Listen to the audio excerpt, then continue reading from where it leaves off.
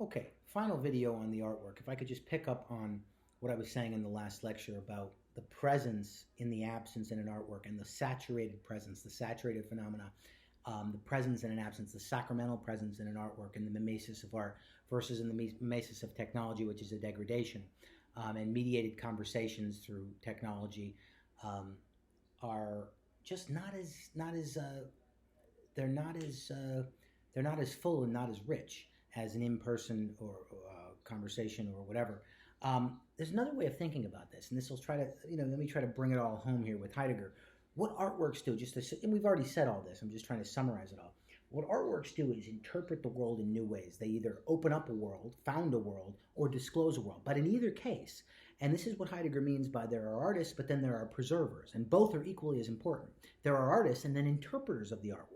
And both are interpreters in some sense, but what artworks do in their sacramental nature, they image forth a deeper part of reality, the sacred dimension, the holy, if you will, the part that gives us the deepest meaning.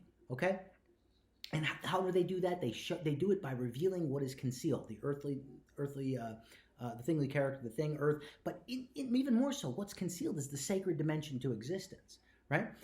And in doing that, they allow us to open up possibilities and allow us to interpret the world and interpret ourselves. Okay.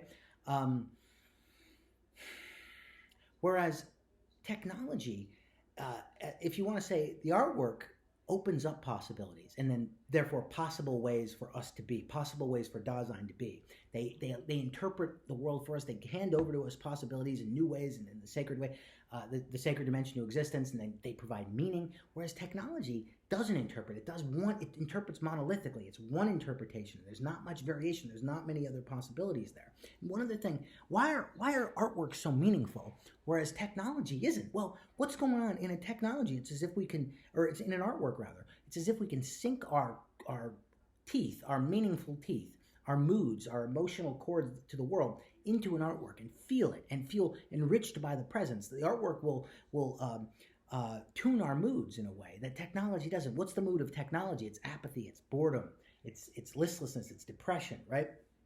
It's anxiety. One of the good things about it, that's the saving power in this danger, is in that we can use that anxiety to experience the nothing, which is a showing of the concealed nature of being. That's Heidegger's point. I'll say that again. The angstiness about technology we can reappropriate that. In the danger, there's the saving power. We can see, perhaps beings withdraw. What he says in an essay called "What is called Thinking," he says we can be drawn along into the withdrawal of being. So the point is, okay, why are artworks more sacramental? Well, they offer more interpretations. They actually offer a plethora of possibilities, of possible ways to be, of the meaning of being. They don't reduce the meaning of being to one meaning, as what happens in technology. They don't give us one interpretation. And in turn, because they do that, they play on our emotions and our moods. And remember, moods are objective for Heidegger. And insofar as they do that, insofar as we feel in a new way, we can reinterpret ourselves. We can project ourselves into the future as already having been in the past, and we can find meaning. Okay, this is the big issue for Heidegger. Where do we find meaning? The death of God is the collapse of meaning. Why? The reduction of the meaning of being to one meaning. We're not creatures. We're Dasein. We constantly interpret our own existence. We have our being to be. We're constantly interpreting ourselves in the world. We need a lot of possibilities. We have a multitude of ways of interpreting ourselves and interpreting the world. And you just don't get that with technology as efficient and as controllable as reality becomes with it. It's not saying technology is bad. He's not demonizing it again. He's just saying to be fully human, you have to think about what you are as a human being and God. Remember, the two most important questions in philosophy are, what does it mean to be a human being?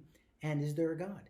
And technology just kicks those aside and says, well, there's no God, clearly, or the metaphysics of modern science and technology doesn't have room for anything that isn't empirical, isn't controllable. That's what the Gestalt is. The artwork breaks the framework. It breaks the Gestalt, because the Gestalt is monolithic interpretation, the reduction of the meaning of being to one meaning. Artworks, on the other hand, ipso facto, allow for multiple interpretations of the meaning of being, and ergo, the overcoming of nihilism.